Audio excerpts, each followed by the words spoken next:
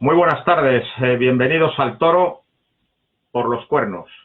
Pues estoy en mi casa, confinado por el coronavirus, y este cuarto, pues es el cuarto del ordenador que utilizo pues para escribir y como leonera. Lo tengo todo lleno de libros, todo lleno de vídeos, en el mayor de los desórdenes, pero bueno, pues aquí es donde creo y donde escribo, y probablemente pues claro, es decir, tengo tanto desorden porque tengo un montón de libros, de vídeos, de documentos que ya no sé dónde meter.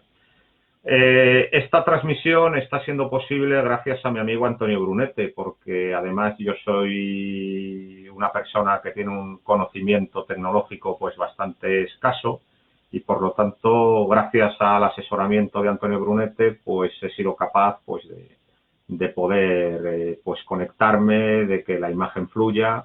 Vamos, él es el auténtico cerebro tecnológico de este experimento.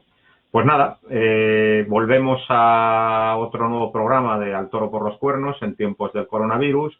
Voy a estar durante una hora contestando a las preguntas que ustedes me quieran formular. Pero voy a empezar hablando un poco de la situación actual, porque resulta que muchísimos amigos y muchísima gente me pregunta qué va a pasar con respecto a los toros. Y yo la verdad es que no les sé responder. Yo no tengo ni idea de qué va a suceder. Hay mucha gente que yo creo que muy ingenuamente pues piensa que bueno, que cuando podamos volver a salir a la calle, pues la vida normal se va a restablecer automáticamente y sin ningún trauma. Yo no soy tan optimista. Yo pienso que las cosas van a ser muchísimo más complicadas. Se oye, por ejemplo, que las fallas de Valencia van a ser a finales de julio, se oye que la Feria de Abril de Sevilla va a ser en septiembre, se oye que San Isidro va a ser también en septiembre. Esas son las cosas que se oyen, pero es que yo no tengo nada claro, nada. ¿Por qué? Porque estamos en una situación que en realidad eh, hace muy difícil un vaticinio. ¿eh?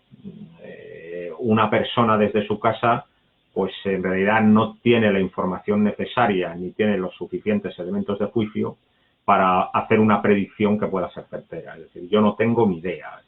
No tengo ni idea de cuándo va a acabar el confinamiento y tampoco sé cuándo va a empezar la temporada, pero sospecho que las cosas no van a ser tan fáciles. ¿Por qué? Pues por tres razones. Una primera, porque va a estar muchísima gente en el paro. Y esa gente parada, pues claro, va a tener unas prioridades muy diferentes a la de ir a los toros, ¿no? Tendrá que gastarse el dinero en cosas más necesarias. En segundo lugar, un montón de medianas y pequeñas empresas probablemente quiebren. Y cuidado, porque el tejido empresarial de este país está basado fundamentalmente en las pequeñas y las medianas empresas. Por lo tanto, si estas empresas quiebran, pues se va a notar muchísimo económicamente. Y eso también va a tener una influencia pues bastante desastrosa en los toros. Y luego también muchísimas personas van a estar de duelo y sin ganas pues de ir a los toros. Y vamos a ver también qué postura toma la administración, porque probablemente muchísimos pueblos y muchísimas grandes poblaciones donde el virus se está cebando ahora mismo, pues decidan suspender las fiestas patronales. Eso también va a tener una incidencia. Sí que me he enterado que todo el sector taurino, creo que por primera vez en la historia, pues se ha puesto de acuerdo en un documento base.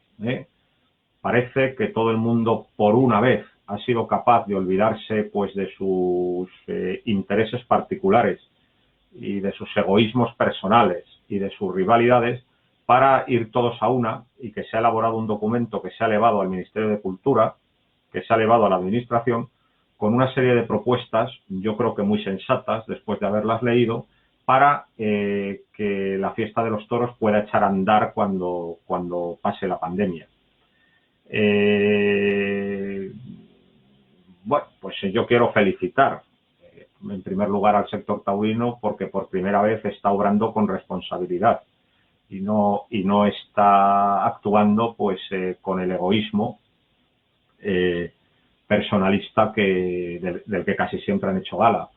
Y desde luego, como he dicho ya, las cosas que dice son muy, muy sensatas. Porque hay que tener en cuenta una cosa, y es que ya antes del coronavirus la situación era muy difícil en la fiesta de los toros. La fiesta de los toros está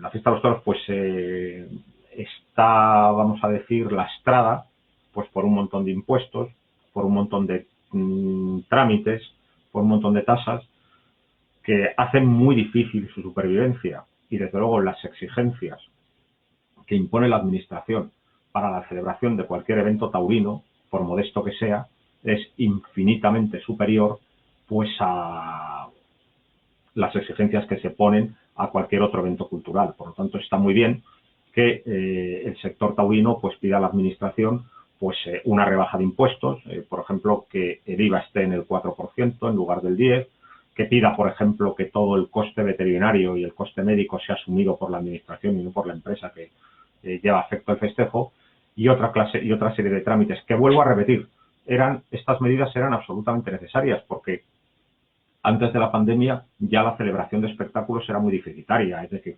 los toros en los pueblos pues siempre arrojaban números rojos, porque aunque la gente respaldara el festejo masivamente y la plaza estuviera llena, pues eran tales los gastos que había que afrontar, pues que era imposible que las cuentas saliesen, ¿eh? Y claro, llegados a este punto también es obligado a hablar de las figuras del toreo. Yo creo que las figuras del toreo llevan muchísimos años exigiendo a las empresas un dinero que no generan en taquilla.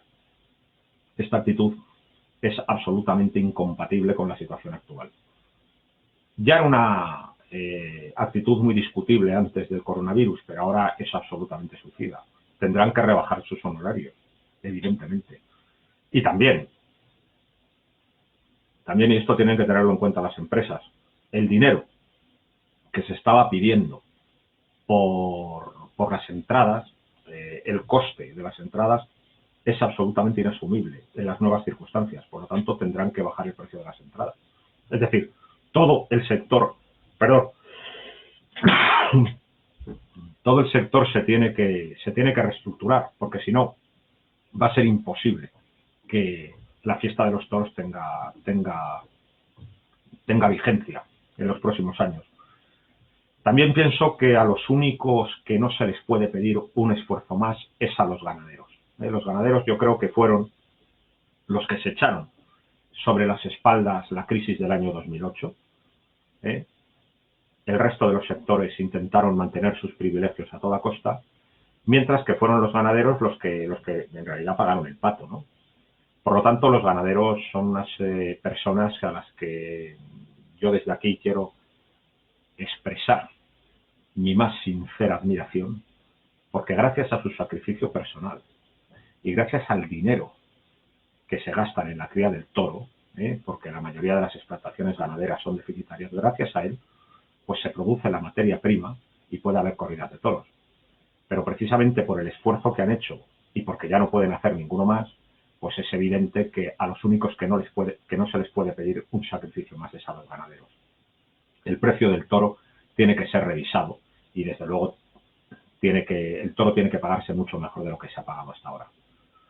Y también son quienes más me preocupan, porque, claro, la situación es angustiosa para todos, ¿no? Pero, bueno, pues el torero está parado en su casa, la empresa no celebra corridas, pero el drama del ganadero es que encima tiene que echar de comer al ganado todos los días. Por lo tanto, yo creo que también habrá que articular las suficientes medidas para poder ayudar a los ganaderos y poder financiar la actividad ganadera si están en apuros. También me gustaría decir que estas exigencias las tiene que hacer el sector taurino sin ninguna clase de complejo. Hay que tener en cuenta que la fiesta de los toros es una industria cultural muy potente. Si no, que lo pregunten, por ejemplo, en ciudades como Pamplona o como Sevilla. El dinero que genera la industria taurina, es decir, y que desde luego revierte en todos los sectores de la ciudad, desde los restaurantes a los hoteles a los taxistas. Por lo tanto, el beneficio que generan las ferias taurinas y que genera la fiesta de los toros es un beneficio enorme, y desde luego es un beneficio muy superior a cualquier evento pues de tipo cultural. Entonces, pues hay que pedir que el sector sea protegido, porque es un sector beneficioso para toda España, por ejemplo, y ya he insistido en ello en la hostelería. Por lo tanto, hay que pedirlo sin complejo. Y además yo creo que es bueno que por una vez vea la Administración que el sector está unido y que tiene claro lo que quiere, porque muchas veces la Administración no sabía a quién dirigirse, de tan dividido y tan enfrentado que estaba el sector. Y también, como el sector estaba dividido y estaba enfrentado, pues la Administración decía, bueno, pues como no protestan, los sigo friendo impuestos. Pues la Administración tiene que ver que el sector está unido, que sabe lo que quiere y que además no está reclamando ningún privilegio. Lo único que reclama es que por primera vez la fiesta de los toros sea tratada con la misma corrección y con la misma atención que son tratados el resto de los eventos culturales. También habría que hablar de la inmensa mina de dinero que ha tenido durante muchísimos años la Administración para con la fiesta de los toros. Mientras que la Administración ha gastado mucho dinero en mantener vivos al cine, al teatro, incluso a los deportes, que con todo el prestigio social que tienen y con todo el apoyo que tienen por parte de los medios de comunicación, pues en realidad la mayoría de los deportes son absolutamente deficitarios y están absolutamente amparados por las administraciones. Bueno, pues la fiesta de los toros, en contra de todo esto, pues ha sido una fiesta absolutamente castigada por la Administración, llena de tasas, llena de tributos, llena de impuestos, llena de trabas administrativas. Por lo tanto, hora es ya de que el sector se una y de que exija el mismo trato que tienen los otros eventos. Hombre, tampoco quiero ser muy pesimista. Sí que es cierto que la fiesta de los toros no se ve en una situación tan preocupante, yo creo que desde la Guerra Civil. Si hay que referirse a dos hitos históricos donde la fiesta de los toros pues estuvo en una situación muy difícil, pues es la Guerra Civil y, si nos remontamos más en el tiempo, la Guerra de Independencia. Y de las dos situaciones se salió con bien, por lo tanto yo espero que también se salga de esta. Lo que pasa es que también quizá la sociedad sea mucho más compleja que en época de la Guerra de Independencia y de la Guerra Civil. Y por lo tanto yo creo que quizá haya que moverse con más eficacia, pues porque enfrente de nosotros pues están fuerzas muy poderosas que seguramente, aprovechando que el Pisuerga pasa por Valladolid, pues estarán encantados pues de ver que tienen una enorme oportunidad para quitarse de delante a la tauromaquia. Por lo tanto, pues hay que estar expectantes, hay que estar preparados y hay que saber actuar con unidad y contundencia. Con respecto a la Guerra de Independencia, pues bueno, la Guerra de Independencia fue absolutamente caótica para la fiesta de los toros. Bueno, la cosa ya empezó mal porque en 1801, a raíz de la muerte de Pepe Hillo, bueno, la muerte de Pepe Hillo tuvo lugar en 1801 y en 1804 se había decretado la prohibición de la fiesta. Entonces estaba en ese momento en una etapa de prohibición. Con la llegada al trono español de José I, el hermano de Napoleón, que también se conocía popularmente como Pepe Botella, para intentar congraciarse con el pueblo español se volvieron a dar toros. Por cierto, un patriota como Pedro Romero se negó a actuar en aquellas corridas josefinas. Pero esas corridas pues se celebraron en medio de un montón de contratiempos porque el país estaba en guerra y sobre todo el país estaba arrasado en el campo. La ganadería de Lidia sufrió muchísimo durante la Guerra de Independencia. Y, por ejemplo, por citar un dato curioso, Vicente José Vázquez, el gran patriarca del encaste vasqueño, era proveedor del ejército de Andalucía. del ejército que venció a los franceses de Dupont en Mengíbar y en Bailén. Pues bueno, pues aquellos soldados que vencieron a los franceses, pues lo que hacían era comer carne de toro vasqueño. La guerra fue devastadora, duró 6 años, de 1808 a 1814, y cuando terminó habían muerto 1 millón de españoles, que es una auténtica salvajada, teniendo en cuenta que la población de la época era de 16 millones. Prácticamente murió un español de cada 15. Y la fiesta quedó muy mal parada, porque la gran tríada de figuras de antes de la guerra, pues Peteillo estaba muerto, Costillares estaba ya muy cascado y el único que sobrevivía era Pedro Romero, que no estaba dispuesto a torear. Y hubo que echar a andar pues con toreros de muy poca talla, como eran sobre todo Juan León y el Sombrerero, porque además hubo otra desgracia. El torero estrella del momento, que podía haber sacado a la fiesta de su marasmo, era Curro Guillén, pero a Curro Guillén le mató el toro Retinto de Cabrera en la plaza de Ronda en 1820, por lo tanto pues hubo que echar a andar pues con toreros de poca valía, y además la cosa estuvo siempre muy complicada porque inmediatamente pues empezaron los pronunciamientos entre absolutistas y liberales para ver qué solución política se daba a España. Quien sacó a la fiesta del marasmo fue ya en la década de los años 30 Francisco Montespaquiro, al que se llamó el Napoleón de los toreros, porque fue un poco el gran legislador y el gran compilador. Es Paquiro quien saca a la fiesta pues de la postración que llevaba metida durante 30 años y que verdaderamente pues vuelve a interesar a los públicos. La recuperación con respecto a la guerra civil fue más rápida por obra y gracia de un nombre inmortal, que es el nombre de Manolete. Manolete se había fraguado como novillero en la España nacional y toma la alternativa una vez terminada la guerra, a los pocos meses. Manolete tomó la alternativa el 2 de julio del año 39 y su figura tuvo tal capacidad de fascinación que inmediatamente pues el público fue a verle, era capaz de quitárselo de comer con tal de verle torear, y eso hizo que a pesar de las estrecheces pues se viviera un momento taurino muy interesante. Un momento, por favor.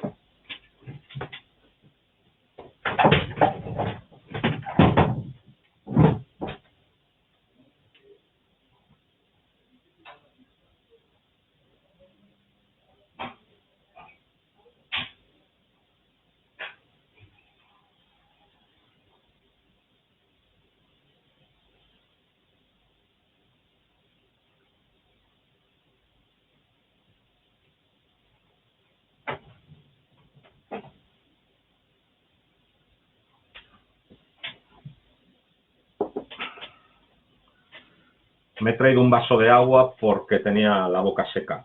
Como iba diciendo, Manolete fue providencial, porque sacó a la fiesta de los toros de muchos problemas, en un momento muy difícil. El país en el año 1939 estaba absolutamente devastado y además se añadió otro problema, que estalló inmediatamente la Segunda Guerra Mundial, lo que hizo que el país, que España, se metiera en una crisis de suministros muy grave. España, para reconstruirse, pues necesitaba pues de un montón de materias primas, de petróleo, de suministros alimenticios que no tenía porque, claro, iban a parar pues a las potencias en guerra. Por tanto, la reconstrucción fue muy lenta y muy difícil. Pero estaba Manolete, y a pesar de esas dificultades, y a pesar de que, como no había dinero y la ganadería estaba devastada, se daban muchas menos corridas, pues resulta que la gente fue a verle en masa. Y la prueba es que Manolete protagoniza una de las épocas más inolvidables del toreo. Ya he hecho una referencia a la devastación de la ganadería, pero habría que volver a hacerla. Y aquí hubo una suerte. La suerte fue que, afortunadamente, toda la zona de Salamanca y toda Andalucía occidental cayeron en manos del Ejército Nacional desde el primer momento. Por lo tanto, aunque se mató mucho ganado para dar de comer a la población, pues las vacas de vientre eran respetadas. Esta fue una medida muy inteligente. ¿Por qué? Porque respetando a las vacas de vientre que seguían pariendo, te estabas asegurando la carne del año que viene. Por lo tanto, afortunadamente, las ganaderías andaluzas y salmantinas se salvaron y aunque estuvieron menoscabadas, pues siguieron produciendo. Mientras que todas las ganaderías que había en lo que se llamaba zona centro, es decir, todas las ganaderías de la Sierra Madrileña y todas las ganaderías de La Mancha, fueron devastadas por los rojos en una orgía de destrucción absurda.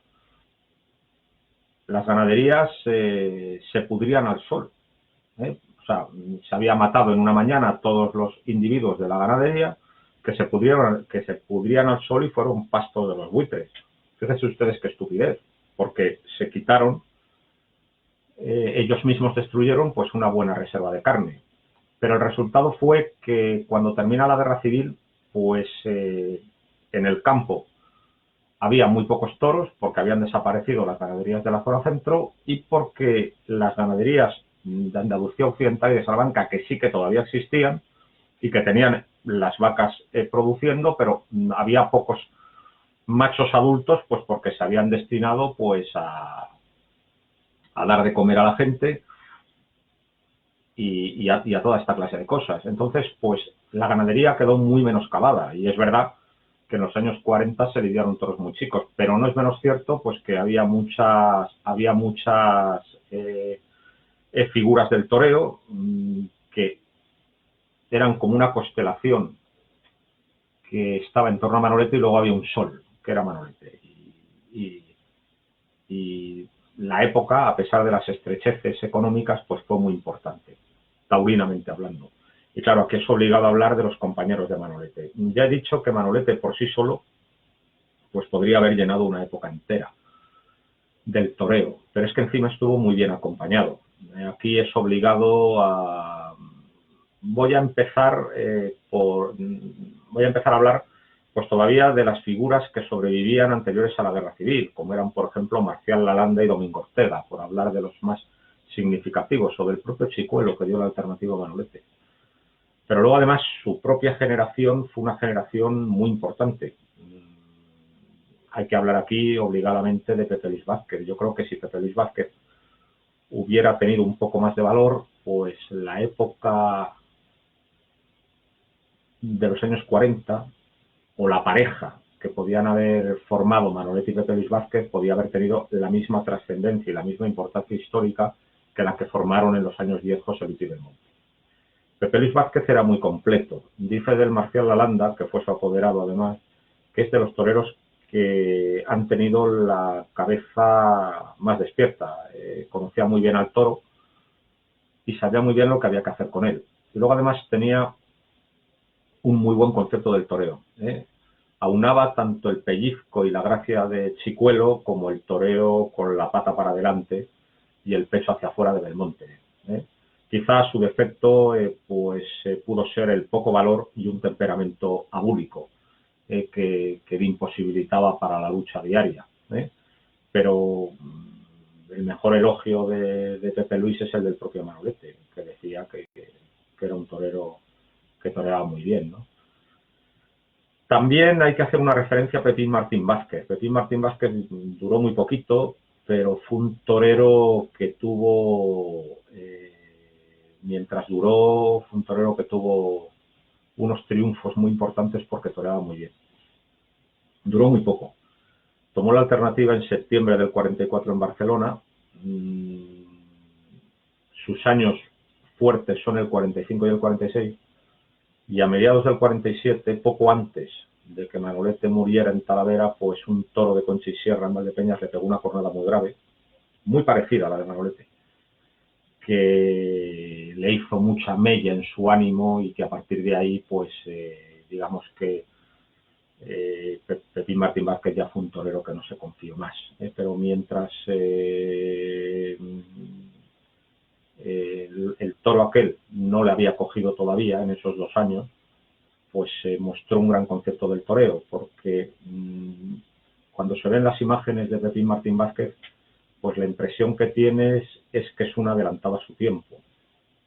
Es decir, Pepín en los años 40 toreaba un poco como los toreros de los años 60, con esa perfección técnica, con esa ligazón y todo en el mismo terreno.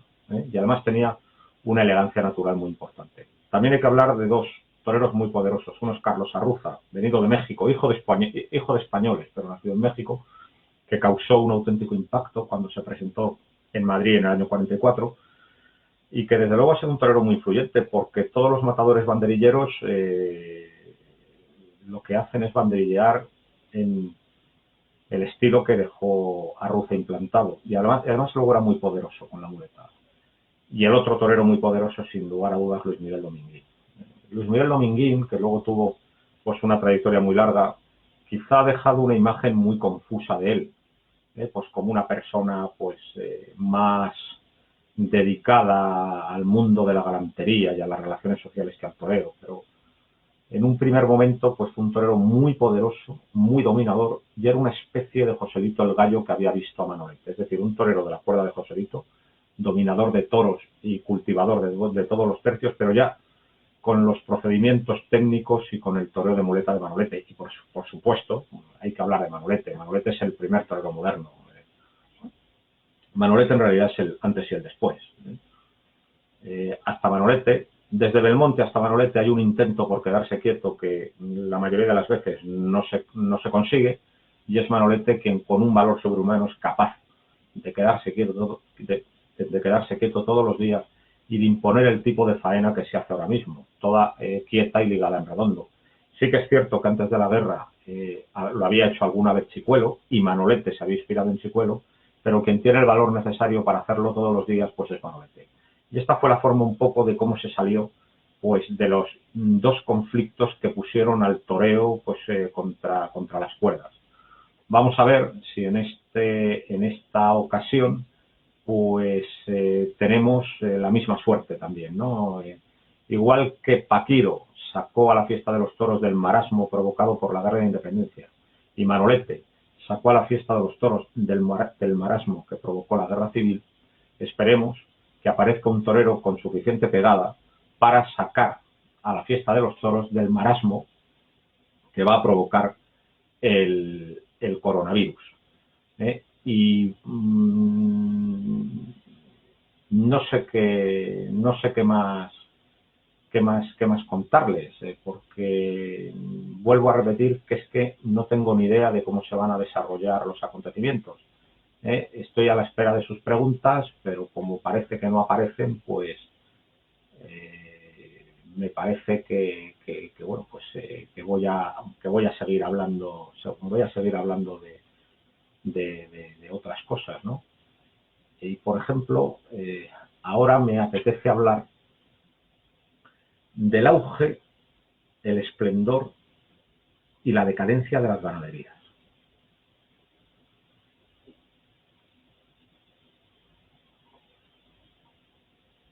Todas las ganaderías, si repasamos la historia, tienen un mismo proceso.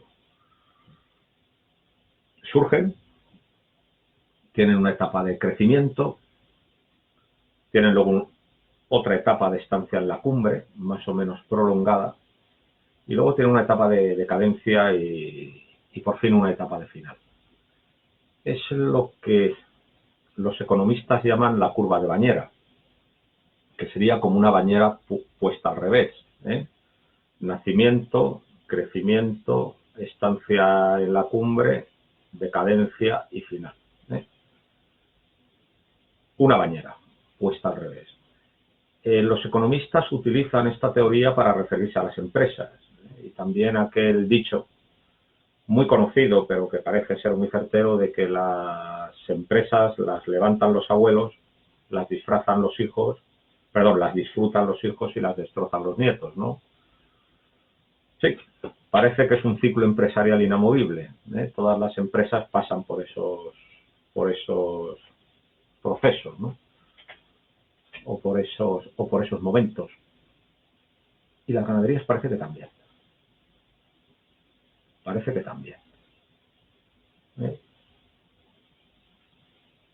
Todas tienen una etapa de crecimiento, una etapa de esplendor y luego una etapa de decadencia. ¿Esto a qué se debe? Bueno, en primer lugar habría que definir qué es una ganadería.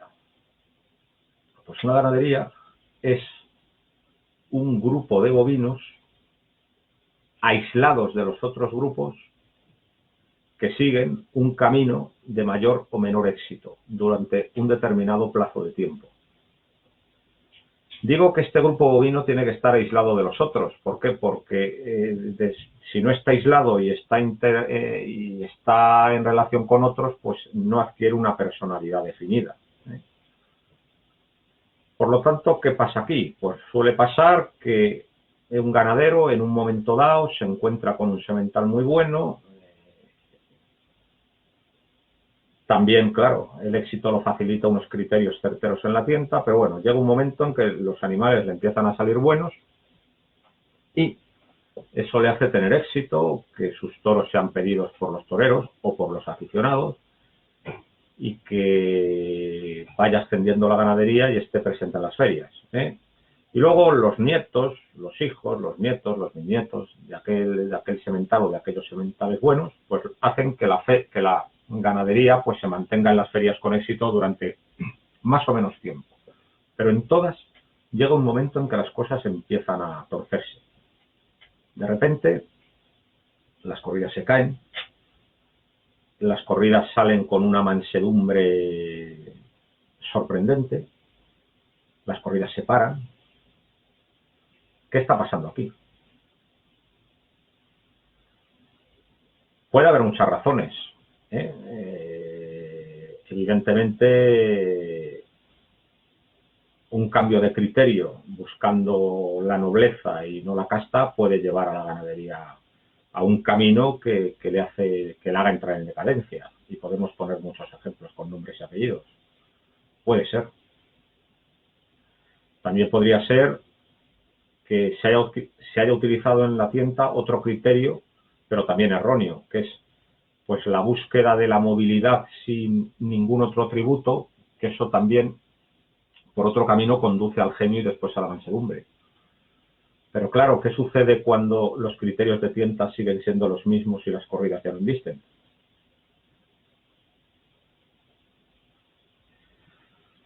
Pues aquí lo que suele pasar es que la consanguinidad pues ha hecho su trabajo.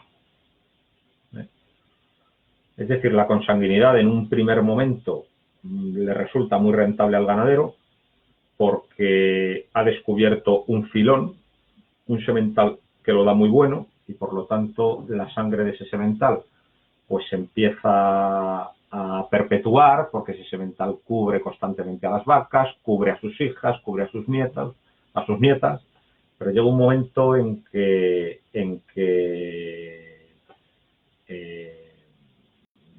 todos son familia muy estrecha de todos y eso pues tiene como consecuencia pues el debilitamiento genético y las enfermedades. Se han fijado muy bien los caracteres por un lado, pero han salido a relucir un montón de elementos indeseados que ponen en jaque pues el prestigio de la ganadería por la debilidad o mal juego de los toros. Esto sucede, ¿no?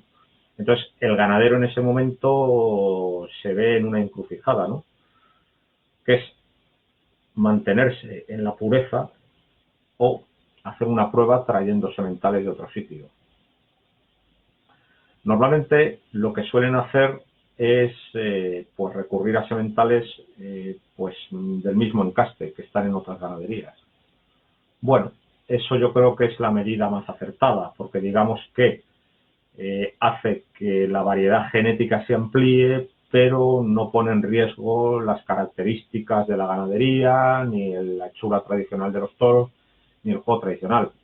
Pero claro, muchas veces hay ganaderos que tienen que tomar una decisión más arriesgada. ¿Por qué? Porque su ganadería es excepcional, su ganadería es única y por lo tanto no pueden recurrir a ganaderías del mismo encaste porque no existen. O a lo mejor las pocas que existen están en sus mismos problemas, o a lo mejor las pocas que existen no saben nada buenas, ¿no? Entonces aquí pues hay que optar o por continuar con el mismo encaste sin cruzar, intentando dentro de lo que se tiene abrir el máximo posible las líneas, o echar sementales pues de un encaste totalmente ajeno. Un encaste totalmente ajeno que en realidad pues suponen una auténtica aventura y una auténtica ruleta rusa, porque no se sabe muy bien lo que va a suceder. Cuando los becerros nacen, pues se va a dar cuenta de que ya son otros animales, de que ya no tienen las hechuras tradicionales. Y luego cuando empieza a tentar las becerras, pues empezará a ver que la mayoría de ellas pues dan un juego distinto al que se esperaba. Es decir, es un animal con características distintas. A lo mejor se ha conseguido también pues un buen juego, pero ya con unas hechuras distintas y con un juego distinto, bueno pero distinto, pues estamos ante una ganadería diferente. ¿Por qué? Porque ya el grupo genético ha cambiado. Por lo tanto, las ganaderías son muy difíciles de manejar, son extraordinariamente difíciles. Y lo observamos a cada paso de la historia. Vemos cómo unas ganaderías aparecen, otras desaparecen, otras están arriba, otras están abajo. Es muy raro que una ganadería permanezca sin altibajos arriba. Cada época tiene su toro y cada época también tiene sus ganaderías. Y yo creo que es un proceso inevitable. Pasa también en todas las actividades humanas. Nada es eterno. Y por eso, también, como sé que nada es eterno, yo pienso que el toro actual no va a ser el toro del futuro.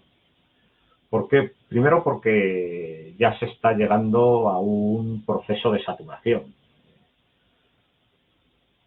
Cuando hasta el último tratante tiene tus animales, pues... O sea, cuando el último tratante tiene el encaste de moda, pues ese encaste pues deja de estar de moda porque digamos que ya no es una cosa al alcance de pocos y por lo tanto una cosa deseada, sino que es una cosa que tiene todo el mundo. Entonces se empieza a poner de moda otra clase de toros. También cuando llega una nueva generación de toreros, pues llega con sus propios criterios y con sus propios gustos, que no suelen ser los mismos que los de la generación de toreros anterior. Y luego también por el propio agotamiento genético. Por lo tanto, yo estoy convencido de que el toro del futuro no sé cuál va a ser, pero por una ley de determinismo histórico, lo que sí que tengo claro es que no va a ser el toro que todos nos estamos imaginando. Será otro. ¿Cómo? No lo sé, pero será otro, seguro. Y ahí están las páginas de la historia, es decir, ganaderías de muy prestigioso historial, pues que ahora no suponen nada o que ahora no existen. Y al revés. Ganaderías pues de nueva creación pues que están en lo más alto, pero que también pues llegarán a una fase de decadencia. Es inevitable. Es decir, ninguna cosa en el mundo escapa a esta ley universal. Nacimiento, crecimiento, estancia en la cumbre, decadencia y final. Y esto es así. Y mucho más en materia ganadera, que es una materia verdaderamente complicada.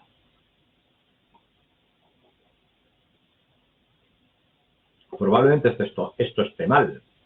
Yo no soy experto en asuntos informáticos y yo no sé si no me entra ninguna pregunta porque no interesa a nadie lo que digo, que también pudiera ser, o no me entra ninguna pregunta sencillamente porque tengo esto mal y no me entran, que también pudiera ser, debido a que yo no soy un experto en tecnología y bueno, pues me veo abocado a hacer esta clase de cosas pues por la situación extraordinaria en la que estamos metidos. Por lo tanto, pues como dijo Belmonte, faenas cortas de pases largos y no faenas largas de pases cortos. Por lo tanto, intervenciones cortas con conceptos profundos y no al revés. Me llama mi amigo Antonio, a ver si sucede algo. Sí. Domingo. Dime. ¿No pone ahí comentarios? No, ninguno. Pone siguiente. Pone registro de eventos, directo, finalizar el vídeo. Y encima de eso nos van saliendo comentarios No, de la gente. No sale nada. ¿Y qué pone encima de finalizar el vídeo? Nada. Pone hace 38 minutos el icono de al toro por los cuernos y nada más, pero no salen comentarios. Ni preguntas, probablemente porque algo estemos haciendo mal, pero bueno. ¿Y sale algo de siguiente salen como más vídeos. No, no, no sale nada. Ni un Mira, cuadrito que ponga, no pincha comentarios por ningún lado. aquí hay como tres puntitos. Si quieres le doy y vamos a ver si... Más abajo, Nada, a la derecha, más abajo, nada, no sale nada. nada. Encima de finalizar el vídeo. Encima de finalizar el vídeo lo tengo en blanco, o sea que no sale nada. Y eso no tendría que salir los comentarios. Bueno, pero ¿está viendo comentarios? Sí, si quieres te puedo pasar algunas preguntas. Vale. Muy bien. Pues empieza por arriba. ¿Crees que van a autorizar la lidia de toros de 6 años? Buena pregunta. Pues yo pienso que no. Yo pienso que no porque eso supondrá un tapón para los de 4 y los de 5. Yo creo sinceramente que los de 6 años van a acabar en el matadero.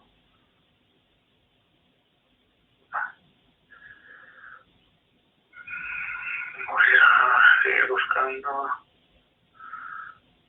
Habría más por aquí.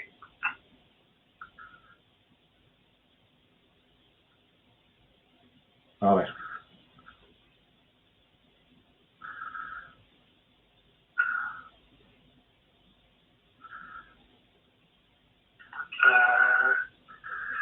¿Qué cree que pasará con los toros finqueños que no podrán ser lidiados con la suspensión de ferias? Pues ya lo he dicho, yo creo que este año los mataderos se van a llenar de toros bravos, los mataderos de ganado de abasto, que es una cosa tristísima, ¿no? Porque un toro bravo ha sido criado pues para morir con música, para morir en un ruedo a las 5 de la tarde, para luchar heroicamente contra el torero, no para ser pues matado en la muerto en la oscuridad de un matadero, sin ninguna posibilidad de defenderse. Es muy triste, pero yo creo que esta camada va a terminar en el matadero. Esta y probablemente gran parte de, o sea, los de 5 y 6 años seguro, pero muy probablemente también gran parte de los cuatreños, porque no se va a dar el mismo número de corridas que sí va a dar en una temporada normal. Es lamentable, van a acabar muchísimos toros en el matadero y además, claro, cuando hay un montón de oferta, pues los especuladores hacen su negocio, por lo tanto encima se van a llevar al matadero unos precios irrisorios, pero a pesar de que los precios sean irrisorios, pues los ganaderos los llevarán al matadero porque así se los quitan de comer. Va a ser una cosa lamentable. Lo que sí quiero decir es que el número de corridas, si la temporada se puede reanudar pues en el verano, que veremos a ver si se puede reanudar, pero si se puede reanudar, el número de corridas va a descender enormemente. O sea, que nadie espere que en los meses de agosto, septiembre, octubre se va a concentrar todo y se van a dar los mismos espectáculos que en una temporada de 8 meses normal. Eso no va a ser así. Y no va a ser así porque, por lo que ya he explicado, porque se van a dar pocos festejos porque el bolsillo del espectador va a estar muy castigado y porque también no se pueden concentrar de ese modo los festejos en poquísimo tiempo, porque eso también causa una saturación en que sí que puede ir que es contraproducente. Es decir, yo creo que este año, en caso de que haya toros, que todavía no lo tengo claro, pues el número de festejos va a ser muy reducido y desde luego muchísimos toros van a acabar en el matadero. Y otra pregunta que yo me hago, ¿qué va a pasar aquí? Si dicen que los espectáculos se pueden reanudar siempre que haya 2 metros entre espectador y espectador, que eso puede suceder. Es decir, que la asistencia a las plazas, pues eso, que tenga que haber obligadamente como mucho 1/3 de plaza, con los espectadores separados. Pues eso también puede afectar muchísimo al espectáculo taurino. ¿Qué puede suceder si dicen, vale, se autorizan los festejos pero a puerta cerrada, solo con las cámaras de televisión? Pues también sería una situación muy novedosa, porque claro, en un deporte un gol es un gol y punto, y sube al marcador.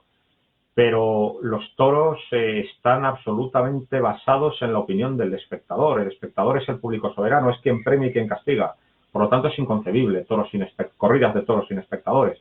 Por lo tanto, digamos que las interrogantes que surgen son muchas.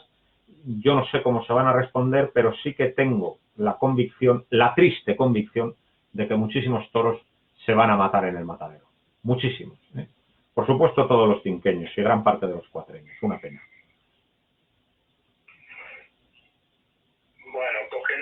el hilo de esta pregunta, esta la hago yo, me tomo la licencia. ¿Podría haber, en este caso, una temporada invernal en las plazas cubiertas de España? Sería muy deseable, porque además se ha producido un absurdo, y es que las plazas cubiertas, cuando empezaron a construirse, recordemos que la pionera fue la Plaza de Zaragoza en el año 1988, pero luego se inauguró la Plaza de La Coruña en 1991 y ya desde mediados de los 90 se empezaron a inaugurar bastantes. Pues el argumento principal que se nos daba para las plazas cubiertas es que permitían dar toros en todas las fechas del año y que se podía organizar una temporada invernal interesante. Y se produjo el absurdo y el contrasentido de que al final incluso las plazas cubiertas se ceñían a la temporada tradicional y no daban toros el invierno. Entonces, ahora es una muy buena oportunidad para que haya una temporada invernal en las plazas cubiertas, que para eso están, por supuesto. Podría ser muy interesante, pero claro, también, que lo he dicho al principio, hay que ayudar al empresario. Ya los costes de producción del espectáculo taurino ya eran inasumibles antes del coronavirus, pero ya a partir del coronavirus son imposibles. Por lo tanto, pues habrá que quitar impuestos, habrá que reducir exigencias a la hora de organizar los festejos taurinos y habrá que reducir un montón de gastos y suprimir un montón de gastos en la organización de los festejos, porque si no va a ser imposible. Pero vamos, el futuro inmediato es muy incierto. Bueno, cambiando un poco de tema y más en la actualidad taurina, nos preguntan si no cree que hace falta más disputantes de figuras consagradas y toreros emergentes con víctora de número 1, como Juli, José Tomás. Yo creo que este año Sevilla venía con muchos duelos interesantes, pero ¿qué opinión tienes al respecto? Hombre, yo creo que hay que dar a la nueva generación el mayor número posible de oportunidades, por supuesto. Vamos, yo creo que urge. Hace falta más que comer. Tú ten en cuenta que la actual generación de figuras, pues es una generación de figuras que tiene 20 años. Bueno, 20 años los más jóvenes. Hay que tener en cuenta que el Juli tomó la alternativa en el año 98, Morante en el año 97, José Tomás a finales de 1995, Ponce en 1990, se acaban de cumplir 30 años de su alternativa, porque esas son las auténticas figuras, no nos engañemos. La generación de Pereira, Manzanares, Castella, pues son toreros de feria, pero no han adquirido la categoría de figuras de los que he dicho. Las auténticas figuras tienen 20 años, nunca han estado tanto tiempo las figuras en los primeros puestos. Una generación de figuras nunca ha estado tanto tiempo arriba. Bueno, quizá la única excepción sería la de Lagartejo y Frascuero, que estuvieron 20 y tantos años de primera figura. Pero bueno, en el toreo moderno nunca ha habido figuras que han estado tanto tiempo. Y claro, han estado tanto tiempo porque son muy buenas. Eso es así y hay que reconocerlo. Son toreros muy importantes. Hasta tal punto han sido importantes que la generación que les seguía ha sido incapaz de desbancarlos de su pedestal. Pero claro, como llevan muchísimo tiempo, pues han tenido lugar dos fenómenos muy negativos. Uno de ellos, pues, es el encastillamiento de las figuras cada vez en unas exigencias más inaceptables para las empresas y más dañinas para los aficionados. Por ejemplo, pues 4 ganaderías muy concretas, carteles muy cerrados donde no se deja entrar a nadie. Entonces, digamos que las exigencias han sido bastante negativas. Y luego también otra cosa, y es que están tan vistas que ya no llevan gente a la plaza y también están pidiendo un dinero que no generan. Por lo tanto, ahora urge más que nunca una nueva generación de toreros. Pero claro, para que esa generación de toreros nueva surja, pues es muy necesario varias cosas. Varias cosas que veo difíciles. La primera, que los chavales que van surgiendo les pongan a torear con las figuras. La segunda, que se hable de ellos, porque otro problema importante que tiene la fiesta es que vive un secuestro informativo. Es decir, los grandes medios no hablan de toros. Por lo tanto, la gente no conoce el nombre de Pablo Aguado, por poner un torero muy interesante que ha surgido hace poco, ¿no? Entonces, como la gente no le conoce, pues por lo menos Ponce, el Juli le suenan, pero Pablo Aguado no le suena. Entonces, es muy importante que los medios generalistas se ocupen de los toros y, desde luego, el sector taurino se tendrá que tomar en serio esto de cara al futuro. Y luego las novilladas.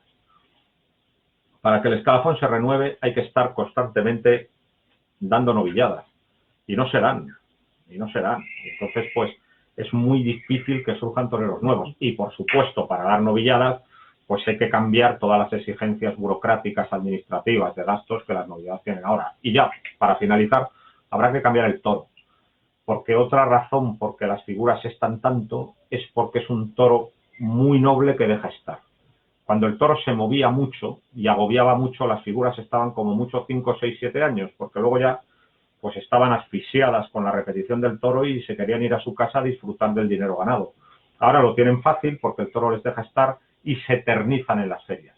Y eso acaba siendo muy contraproducente para todo el mundo. Y además otra cosa, con este toro, pues claro, la técnica del experto pues brilla más, mientras que al inexperto se le ven mucho los defectos técnicos, mientras que al revés, con el toro aquel muy pujante, los defectos técnicos del principiante se tapaban muy bien, pero también la pujanza pues descubría el conservadurismo y la prudencia del torero veterano. Por lo tanto, es fundamental que haya un relevo de figuras, pero para que el relevo de figuras se produzca, a los chicos nuevos hay que conseguir que toreen con las figuras, el público tiene que conocerlos, se tienen que montar novilladas y al toro hay que subirle de casta. Muy bien, bueno, cuando has estado hablando de figuras, muchos te dicen que no has comentado a Roca Rey, o que no lo has incluido como figura. Roca Rey todavía no es una figura. Roca Rey es el que tiene más papeletas para serlo y el que ha hecho más méritos para serlo, pero le falta todavía la faena consagratoria en Madrid. La ha hecho en Sevilla, ¿eh? ¿Te acuerdas el año pasado un toro de Cubillo al que toreó espléndidamente y que estuvo a punto de cortarle el rabo? Que luego se ha hablado poco de esa faena, porque luego al viernes siguiente fue el gran estallido de Pablo Aguado. Pero esa faena de Roca Rey fue muy importante. Y en Madrid ha hecho cosas muy importantes y ha salido ya varias veces por la puerta grande. Pero le falta a Roca Rey la faena consagratoria,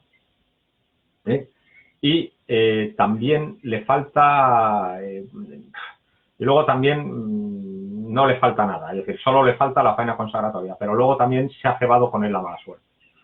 ¿Por qué? Porque la lesión absolutamente inoportuna del año pasado pues le quitó de las ferias en un momento crucial, donde se podía adueñar del cetro del toreo. Entonces, ha quedado la cosa en suspenso y, desde luego, yo uno de los intereses que tenía por esta temporada era ver la reacción de Roca Rey. Pues el zarpazo de tigre para ponerse ahí, porque, desde luego, casta, valor y poderío le sobran. Y torea mucho mejor de lo que el tópico dice. Torea bien. Pero ha pasado eso. Todavía le falta la faena consagratoria en Madrid y le falta la lesión pues le ha quitado del camino temporalmente. Por eso no es una figura consagrada todavía. Pero vamos, desde luego tiene muchas papeletas para serlo y desde luego es un torero muy necesario, porque tanto Pablo Aguado como Roca son muy necesarios, se complementan muy bien y tendrían que torear mucho juntos, porque Pablo Aguado pues representa pues el toreo de clase, el toreo de elegancia, la suavidad, la armonía, pero también es muy importante un torero que pueda con todos los toros, que se arrime con todos y que corte las orejas a todos. Y ese papel lo cumple Roca de maravilla. Por lo tanto, es muy importante que estos dos toreros cuajen. Muy importante, porque la fiesta se juega mucho con ellos. Pero eso, le falta la faena consagratoria y luego ha tenido muy mala suerte. Nos preguntan tu opinión sobre la ganadería Conde de Mayalde. La ganadería del Conde de Mayalde, pues tengo muy buena opinión de esa ganadería. Es una ganadería que conozco desde niño. Habría que hablar de quién fue el Conde de Mayalde. El Conde de Mayalde fue un personaje muy importante. Por ejemplo, fue ministro de España en el Berlín de Hitler. Y luego fue alcalde de Madrid. Y don José Finati, escribá de Romaní, fue también presidente de la Unión de Criadores de Toros de Lidia durante muchos años. Y tenía una ganadería de origen Contreras, que se lidiaba fundamentalmente en novilladas cuando yo era niño. Y era una ganadería pues que en realidad no solía salir buena. En cambio, su hijo, que se llama Rafael, pues yo creo que ha estado muy acertado. Le injertó sangre de Domecq, pero con muy buen criterio, y la ganadería creció. Creció en bravura, creció en casta, creció en buen juego, y he visto muy buenos toros en los últimos años del Conde de Mayalde. Es una ganadería tapada, es una ganadería que se está lidiando en plazas de segunda, es una ganadería que ha lidiado sobreros en Madrid, pero es una ganadería que puede causar sensación si la ponen en las grandes ferias con corridas completas. Tengo una excelente opinión de la ganadería y del ganadero actual. Muy bien, como ya estamos llegando a la hora, te voy lanzando las últimas preguntas y hacemos contestaciones cortas para intentar contestar a todo el mundo. De todas maneras, no pasa nada por pasarnos, porque como tú comprenderás, no tengo nada que hacer después, no he quedado con nadie. Por lo tanto, vamos a contestar a todo el mundo. Vale. Bueno, esto seguro que te interesa mucho. Estamos en el año del centenario de la muerte de Joselito el Gallo. Y la pregunta de Raúl Gele dice, se habla de revisionismo gallista y se leen frases del tipo, no vistan a Joselito con prendas que no son suyas. ¿Qué opinión tienes al respecto? Hombre, yo es que soy uno de los principales revisionistas del gallismo. Sí, yo tengo la opinión de que los historiadores clásicos del toreo han explicado a Joselito muy mal. A Joselito, la historia canónica de las corridas de toros pues le titula como el último gran torero antiguo, como una superación de Lagartijo y de Guerrita, pero que no aporta nada nuevo al toreo actual. Y no es cierto. Joselito tiene mucho de moderno. El toro actual es obra de él. Es sorprendente, murió con 25 años, pero es el que de verdad sentó las bases y convenció a los ganaderos para que se produzca el toro que luego pues ha tenido una singladura larguísima durante todo el siglo XX. Es el padre de las plazas monumentales, por lo tanto también es el padre del moderno empresariado taurino. Es quien, hablando mucho con Camará y Dominguín, a los que por cierto a los dos dio la alternativa a él, pues les contó un poco cómo debe apoderarse un torero, y luego ellos lo llevarán a efecto con mucho éxito con los toreros que apoderaron cuando se retiren de toreros, sobre todo Camará con Manolete. Por lo tanto, la influencia de Joselito en la ganadería y en el negocio de los toros es fundamental, pero también tiene una influencia muy grande en la técnica del toreo, porque Joselito es quien torea en redondo. Bueno, hay una crónica que habla de Cara Ancha, que lo hizo en Algeciras una vez. Belmonte lo hizo una vez también, en el año 15, a un toro de Murube, pero no lo volvió a hacer en su carrera, a un toro de Murube en Madrid.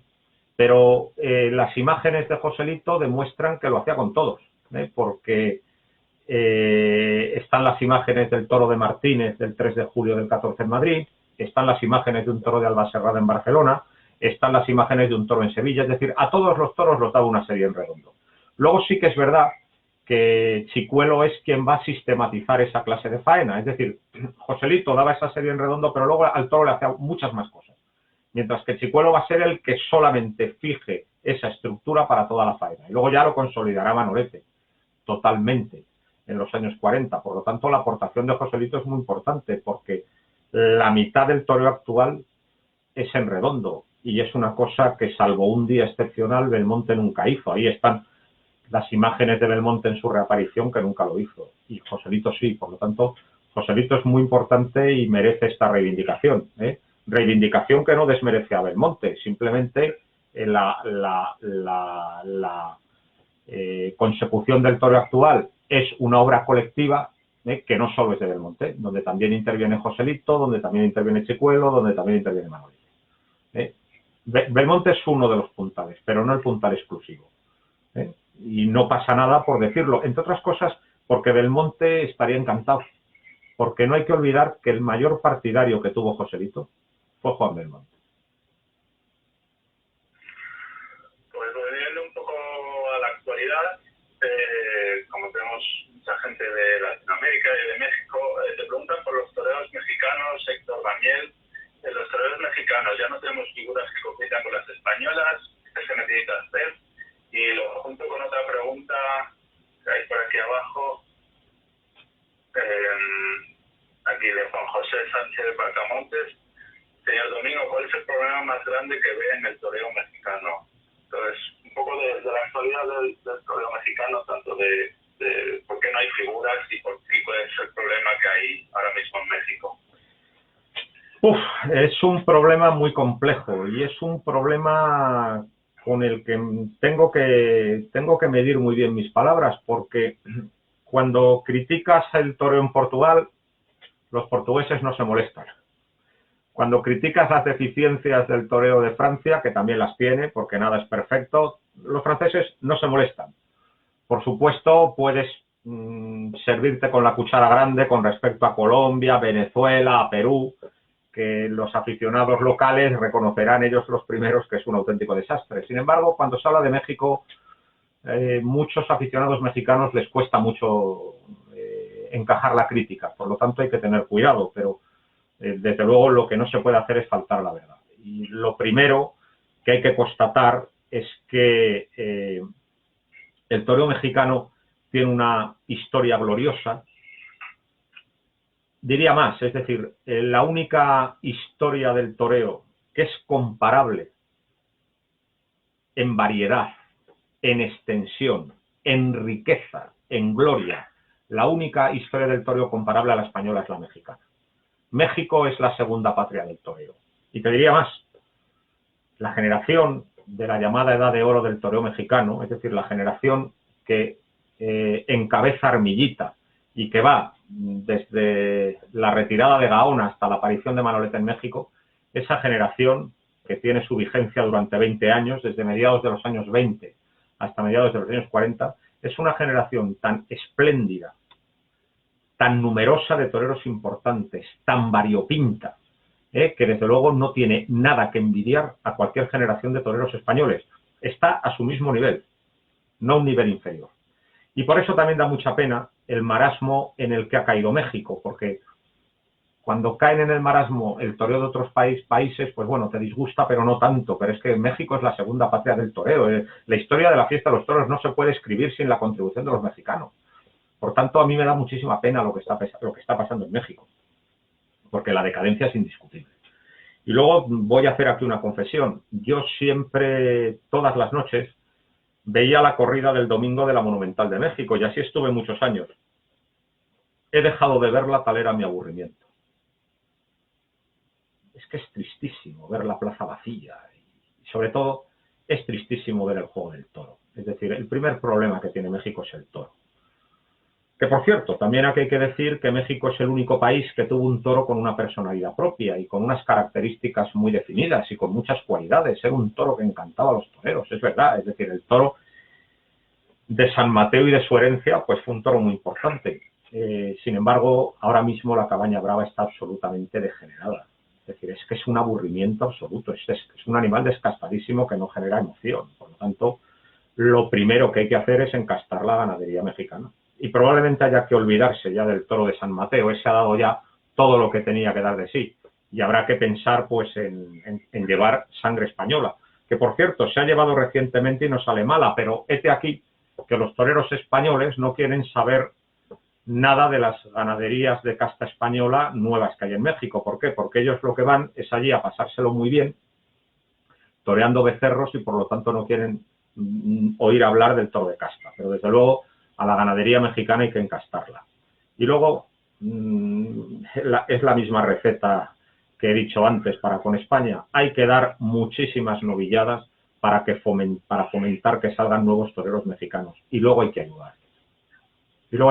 Ahora la presencia de los españoles es absolutamente necesaria, porque sin los españoles no va nadie. Cosa que no pasó en las grandes épocas del toreo mexicano, donde los españoles eran un acompañamiento lujoso, porque las propias figuras mexicanas llenaban las plazas. Ahora los españoles son necesarios, pero hay que convencerles para que ayuden y para que toreen con los nuevos chavales mexicanos, porque si no, no pueden ir hacia adelante. Y luego también, a las empresas españolas hay que convencerlas. Los mexicanos tienen que torear en España. ¿Por qué? Porque hay que tener una visión global de la fiesta de los toros. La fiesta de los toros tiene que ser universal y no puede estar restringida solo a la península ibérica. Por lo tanto, en San Isidro tiene que haber chavales mexicanos. Pero también tiene que haberlos en todas partes para que vayan toreando. Es muy importante que se hagan con el oficio.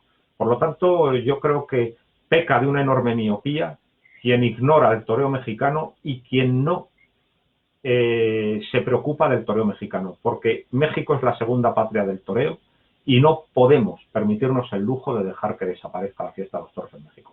Hay que ayudarles. Muy bien, vamos a volver un poco a las ganaderías. José Carlos Arata Cojún nos hace una pregunta muy interesante que voy a hilar con otra que nos han hecho. ¿Cómo ha sido la evolución en cuanto a toreabilidad de la ganadería de Miura a través de sus 176 años de historia? ¿Cómo han llevado y conservado esa sangre? ¿Cuántas líneas internas, familias tienen? Y también Manuel Salvador Moreno nos pregunta, un poco relacionado también con las ganaderías, que nos dice, bueno, el toreo es aburrido e imprevisible. ¿Hasta qué punto es necesario aumentar la emoción a través de encastes minoritarios? Un poco relacionando estas dos preguntas. Bueno, pues con respecto al segundo amigo, solamente darle la razón. El toreo actual es absolutamente aburrido y previsible. Se ha llegado a un toro de indiscutibles cualidades, pero que es un toro muy fácil. Y es un toro que genera muy poca emoción. Es un toro que está pensado para José Tomás y para Morante de la Puebla. Y cuando está delante de José Tomás y Morante de la Puebla, todo es maravilloso. Lo malo es que la mayoría de los toreros que se enfrentan a él no son José Tomás ni Morante de la Puebla. Son toreros muchísimo más mediocres. Y eso tiene como consecuencia corridas muy aburridas. Efectivamente, al toro hay que subirle de casta y, desde luego, es absolutamente necesaria la aportación de los otros encastes. Y también es muy necesaria, y antes se ha hablado de ello, para renovar el escalafón. Desde que está este toro tan fácil, el escalafón no se renueva, los toreros están eternamente. Y esto no puede ser, es malísimo para la fiesta. El toro tiene que dar miedo, el toro tiene que hacer sufrir. Entre otras cosas, ¿para qué? Para que los veteranos se vayan retirando y vayan dejando paso a los nuevos. Por supuesto, esto es así. Y con respecto a Miura, pues hombre, yo creo que esto lo tendrán que contestar los propios ganaderos, porque son quienes verdaderamente son expertos en su ganadería. Yo simplemente soy un aficionado que me siento en el tendido y veo las corridas, por lo tanto, no tengo demasiadas referencias de lo que está pasando ahí dentro, pero sí que es evidente, porque eso sí que está reconocido por ellos, que por consejo de Joselito el Gallo, echaron un toro de Tamarón que se llamó Banderillo en el año 17. Y ese toro debió de dar mucha toreabilidad, porque es el toro, digamos, ese toro debió tener bastante influencia, porque digamos que Miura, sobre todo a partir de Manoletes, pues es un toro más fácil, ¿eh? Y luego se ha rumoreado mucho, durante muchos años, que entre otras cosas, para solventar problemas de consanguinidad en una ganadería tan cerrada, y que desde luego en eso tiene un problema y que no es compatible con ninguna. Y también precisamente para dar toreabilidad, pues han buscado otra clase de sementales en los últimos años. Pero esto es un rumor que yo desde luego ni afirmo ni desmiento, eso lo tendrán que decir los propios ganaderos. Pero pero sí que quiero hacer aquí una afirmación solemne. Miura es Miura. Miura es un auténtico mito de la fiesta y por lo tanto tiene que permanecer. Y yo el consejo o el ruego que daría a los Miura es que busquen el toro difícil. Si para ganaderías del agrado del torero hay 5.000, si lo que buscamos en Miura sobre todo es agresividad y temperamento, es lo que ha hecho famosa la ganadería, pues a mí me gustaría que fueran sobre todo por ese camino. Muy bien. Un aficionado gallego, Ilasuso Hub, te pregunta sobre una plaza que yo creo que conoces bastante bien. ¿Nos podría decir a los gallegos sobre la historia de la Plaza de Toros de Salamanca? Te estamos escuchando en los gallegos, que hace poco estuvimos en la plaza y es preciosa. Pues sí, bueno, yo soy abonado consorte de la Plaza de Salamanca. Veo todas sus ferias porque pues mi novia es de Salamanca y bueno, y tengo un abono con ella en el tendido de Sol y Sombra. Pero bueno, y me paso la mitad de la vida en Salamanca, ¿no? La mitad de mi tiempo, ¿no? Pero incluso antes de conocer a Beatriz ya veía yo muchos toros en Salamanca. Por lo tanto, es una plaza que conozco muy bien. Pues nada, la plaza fue inaugurada en 1893 por don Luis Mazzantini y Rafael Bejarano Torerito. En realidad estaba anunciado Guerrita, pero le sustituyó Torerito, que era un torero de Córdoba y que había recomendado Guerrita, porque antiguamente, cuando un torero fallaba por una cornada o por una lesión, el torero que fallaba podía mandar al torero sustituto. No era la empresa quien elegía. Por lo tanto, Guerrita mandó pues a su paisano Torerito. Y esta corrida tuvo lugar el 11 de septiembre de 1893, con toros de Clairac. La plaza de Salamanca es producto de la segunda revolución, la plaza de Salamanca es producto de la primera revolución industrial del toreo. Lagartejo y Frascuelo fueron los promotores de la primera revolución industrial. Tal era su fama y su prestigio. Y además le ayudó mucho para extender la fiesta de los toros también la aparición del ferrocarril. Es decir, cuando Lagartejo y Frascuelo están en activo, en los años 70 y 80 del siglo XIX, pues el ferrocarril llegó a todas las capitales de provincia, lo que permitió que fueran ellos a torear. Y eso hizo también que se hicieran plazas de toros buenas y de fábrica en casi todas las plazas de provincia. Y una de ellas, pues Salamanca. Es consecuencia de Lagartejo y Frascuelo, aunque Frascuelo se había despedido en 1890 y Lagartejo se había despedido precisamente en 1893, el 1 de junio. Pero bueno, la plaza se inaugura el 11 de septiembre de 1893 al impulso y al rebufo de Lagartejo y Frascuelo. Y igual que otras muchas, por ejemplo, Santander, Murcia, Castellón de la Plana, Valladolid, quedan muchas plazas de la primera revolución industrial, igual que la segunda revolución industrial la van a hacer Joselito y Belmonte. Y de momento no ha habido una tercera. Bueno, pues es una plaza, como digo, producto de la revolución industrial de Lagartejo y Frascuelo de 1893, es una plaza muy bonita, es una plaza muy torera. No me voy a meter en su estilo arquitectónico porque yo no soy experto en esos asuntos, pero su aspecto clásico pues la hace muy atractiva. La verdad es que la Feria de Salamanca siempre fue una feria de segunda fila. Normalmente tenía 4 corridas, el 12, 13 y 14 de septiembre y luego el día 21. No todos los años conseguían llevar a todas las figuras y cuando verdaderamente la plaza y la feria de Salamanca se ponen en primer nivel y pasa a ser una de las ferias más importantes de España, es cuando están al unísono toreando en las ferias 3 figuras de Salamanca: el Viti, Julio Robles y Niño de la Capea. Es en los años 70 cuando la plaza de Salamanca, pues como digo, se pone en primera fila y es una de las ferias más importantes y tiene tal éxito de público que era más difícil encontrar una entrada en Salamanca que en Pamplona. Y cuando los Chopera deciden repartir el imperio en el año 73 entre Salamanca, cuando los Chopera deciden repartir el imperio en el 73 entre Choperitas y Chopera, pues no tuvieron ninguna dificultad en repartirse las plazas, las ganaderías, los toreros que apoderaban, pero en lo único que no estaban dispuestos ninguna de las dos partes a ceder fue en la plaza de Salamanca, porque tenían en ella un enorme negocio. Entonces llegaron a un trato que era 2 años la regentaba Chopera, 2 años Choperita, 2 años Chopera, 2 años Choperita, y así estuvieron muchos años. Y la Feria de Salamanca, como digo, pues en los años 70, 80, pues fue una feria importantísima. Luego ha tenido una caída indiscutible, yo creo que impuesta pues porque desgraciadamente ya no hay figuras en Salamanca de ese nivel, también por las actuales circunstancias económicas, pero a pesar de la caída que ha tenido, pues es una plaza donde da gusto estar sentado y donde sobre todo lo que se oye en el tendido está muy fundamentado. Es una provincia ganadera, por lo tanto la gente que se sienta está muy relacionada con la fiesta de los toros, hay muy buenos aficionados, no es una plaza cualquiera y yo creo que es una de las plazas que verdaderamente podría resucitar en cuanto las cosas se hicieran bien, porque está en el corazón de una de las provincias más aficionadas de España. Y desde luego a mí me supone un gran placer, vamos a decir, ver toros en Salamanca y para mí pues es una enorme satisfacción ser charro consorte. Muy bien, pues vamos a hacer las 2 últimas preguntas rápidas y ya despedimos para que a las 8 podamos todos salir a aplaudir a nuestros sanitarios que tanto están trabajando con nosotros. Así que contestamos rápido y ya despedimos. Cambiando de tercio, Jesús RG, ¿qué opinión le merecen los festejos populares y su relación con el toreo de plaza? Pues muy buena. ¿Cómo me va a parecer?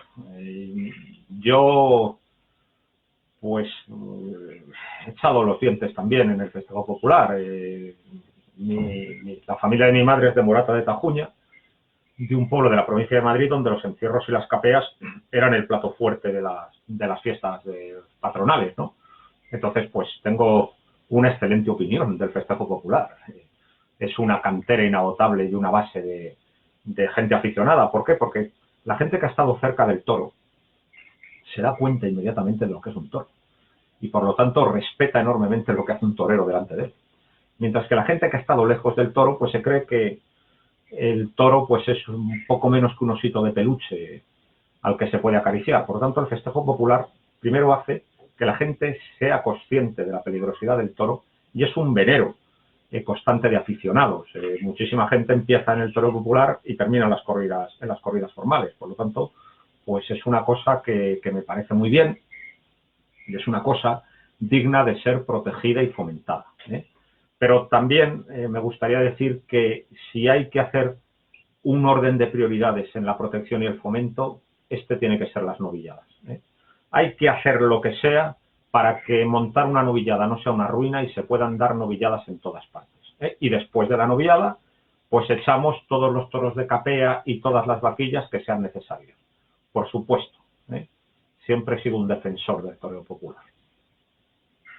Muy bien, y ya para acabar, bueno, tenemos aquí un partidario de un torero que le quiere pedir su opinión, Lombardero, de que la próxima gran figura del toreo va a ser Martín Escudero, el torero de Galapagar. No sé si lo conoce y sí, hombre, claro que le conozco y tengo una excelente opinión de él. Yo creo que David Martín Escudero tiene unas cualidades estupendas y lo que verdaderamente me da pena y es que no toré nada. Pero cuando digo nada es nada, es que no se le había anunciado en ninguna parte y es una lástima. Es un torero que tiene un concepto muy clásico y que además es valiente y se asienta. Yo creo que es un torero al que se le debería dar una oportunidad de verdad, porque es un torero del que tengo un excelente concepto. Muy bien, pues ya si quiere podemos ir despidiendo y así todos vamos a las 8 a aplaudir tranquilamente. Bueno, pues al final yo creo que la cosa se ha solventado medio bien, gracias a tu llamada telefónica, porque yo aquí no veía nada, pero yo creo que, bueno, que las preguntas han quedado, yo creo que la gente que ha preguntado ha quedado satisfecha. Creo que mi explicación antes de las preguntas creo que también tiene un cierto interés. Por lo tanto, yo creo que el experimento es bueno. Lo que pasa es que el experimento habrá que mejorarlo. Habrá que mejorarlo para que no pasen pues esta clase de incidentes. Como primer experimento está bien, pero esto hay que mejorarlo. Y sí, hay que salir a aplaudir a nuestros sanitarios y a nuestros médicos a las 8, pero también les recuerdo que también todos los sábados a las 9 hay que salir a dar una cacerolada al gobierno por su ineptitud. Una cosa no está reñida con la otra. Yo creo que el experimento ha estado bien y yo creo que por lo menos pues haremos uno a la semana. Pues nada, muchas gracias, un abrazo a todos. Paciencia, no se vengan abajo, saldremos de esta. Muchas gracias, sigan viendo al toro por los cuernos y viva España, sobre todo viva España. Pues nada, vamos a finalizar el vídeo y listo. Muy bien, pues hasta la próxima. Adiós a todos.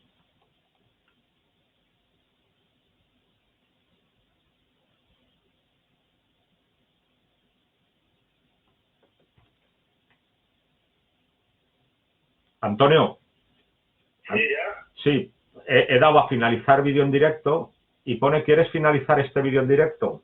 ¿Qué hago? Sí, finalizar. Le doy a finalizar. Sí. Vale.